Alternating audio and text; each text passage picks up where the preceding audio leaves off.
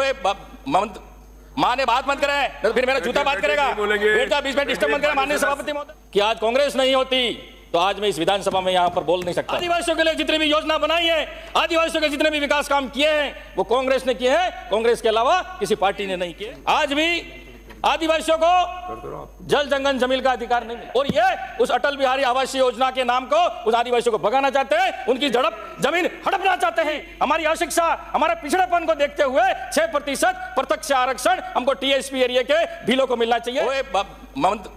मां ने बात मत करे तो फिर मेरा जूता बात करेगा। बेटा बीच में डिस्टर्ब मत करें माननीय सभापति महोदय। माननीय सभापति महोदय, मेरे से पहले सत्ता पक्ष के माननीय सदस्य उदयपुर ग्रामीण से आते हैं, इन्होंने खूब कहा कि भारतीय जनता पार्टी ने आदिवासियों का खूब विकास किया और कांग्रेस पार्टी ने भ्रष्टाचार किया है, आदिवासियों का आज तक कोई विकास नहीं किया है। लेकिन माननीय सभापति महोदय, मैं सत्ता पक्ष के माननीय सदस्य को कहना चाहूँगा कि आज कांग्रेस नहीं होती तो आज मैं इस विधानसभा में यहाँ पर बोल नहीं सकता था। ये डॉक्टर भीमराव अंबेडकर की देन है, कांग्रेस पार्टी की देन है, जो एक आदिवासी को एमएलए बनाकर यहाँ विधानसभा में भेजा है। ये कांग्रेस पार्टी की सोच थी, ये कांग्रेस पार्टी की। माननीय सभापति महोदय, माननीय सभापति महोदय, जब राजा महाराजाओं का राज था, शिक्षा नहीं थी, आदिवासी अशिक्षित था, उसको पढ़ने लिखने का अधिकार नहीं था, खाट पे बैठने का अधिकार नहीं था और उस समय हमारे पुरखों ने वेद व्यवहार किया है। ऐसी स्थिति में कांग्रेस आगे आई।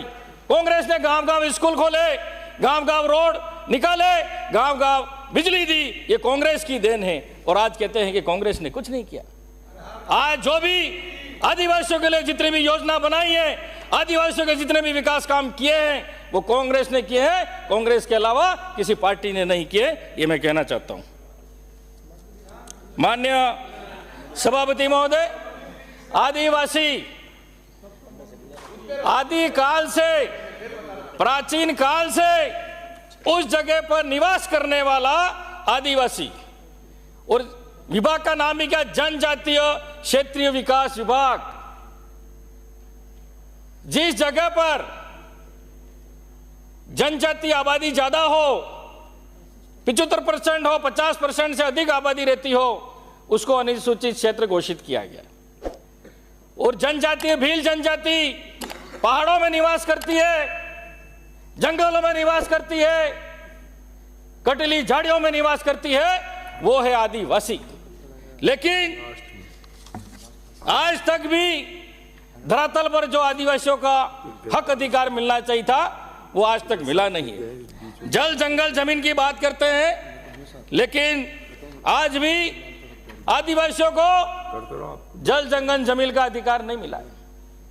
आज भी आदिवासी कई लोग बिलालाम भूमि पर बैठे हुए हैं, चारागाह भूमि पर बैठे हुए हैं, पड़त भूमि पर बैठे हुए हैं, बरसों से बैठे हुए हैं। लेकिन उनके लिए नियम बन जाते हैं, कानून बन जाते हैं, लेकिन पूंजीपति हो, अडानी अंबानी हो, उसके लिए चारागाह भूमि में भी होटल बन जाएगी, उसके लिए फार्म हाउस बन जाएगा, उसके लिए उद्योग बन जाएगा। लेकिन एक गरीब आदिवासी जो बरसों से रह रहा है उस जमीन पर, वो मालिक है, वो अशिक्षित है, इसलिए उसके अज्ञानता के कारण उसकी जमीन खाते नहीं करा सका, तो वो कह रहे कि नहीं ये तो सरकारी जमीन है, आप यहां से उठ जाओ। तो माननीय सभापति महोदय, मैं आपके माध्यम से सरकार को कहना चाहूंगा कि जो जहां भी आदिवासी बिला नाम भूमि, चारागाह या पड़त भूमि, बंजर भूमि पर बैठा हुआ है, उसको खातेदारी हक दिया जाए। माननीय सभापति महोदय, माननीय सभापति महोदय, एक मैं बात करूंगा, हमारे पूर्व प्रधानमंत्री अटल बिहारी वाजपेयी के नाम से अभी थोड़े दिन पहले ही हमारे जनजाति मंत्री आते हैं, अटल आवासीय योजना लॉन्च करते हैं। लेकिन मंत्री जी आप वहां पर जाएं, उस गांव में जाएं, क्या वास्तविक वहां पर आदिवासी बैठा हुआ है, नहीं बैठा हुआ है? क्या वास्तव में वहां पर उसका मकान है या नहीं है?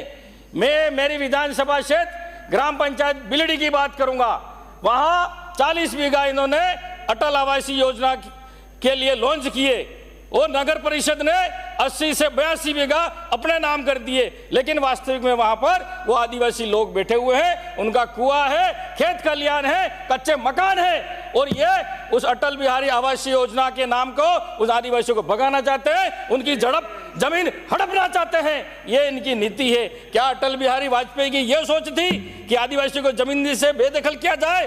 मैं मंत्री जी कहना चाहता हूं, ये अटल आवासीय योजना इसको कैंसिल किया जाए और वर्षों से वहां आदिवासी लोग बैठे हुए हैं, उनकी जमीन उनको खातेदारी हक दिया जाए।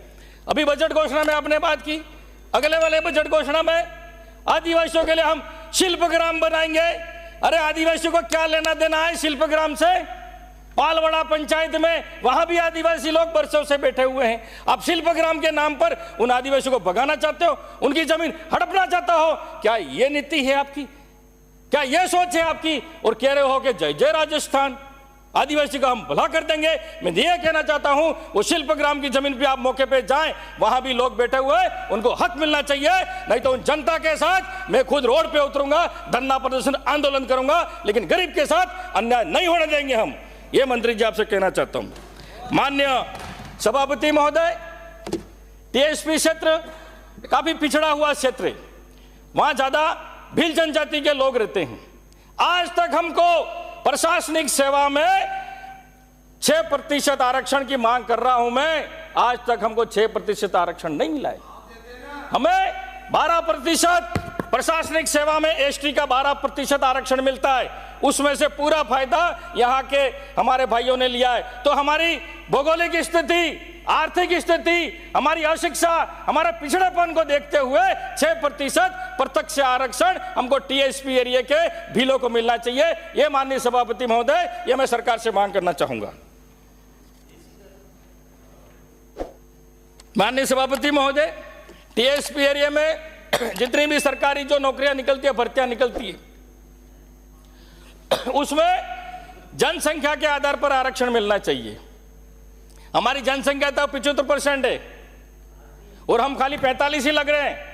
जिसकी जनसंख्या 25% है और 23% है, उनके पद 50-50 निकल रहे हैं। ओए मां ने बात मत करे, नहीं तो फिर मेरा जूता बात करेगा। बैठ जा, बीच में डिस्टर्ब मत करे। माननीय सभापति महोदय, माननीय सभापति महोदय, आपका संरक्षण चाहिए मुझे, आपका संरक्षण चाहिए मुझे।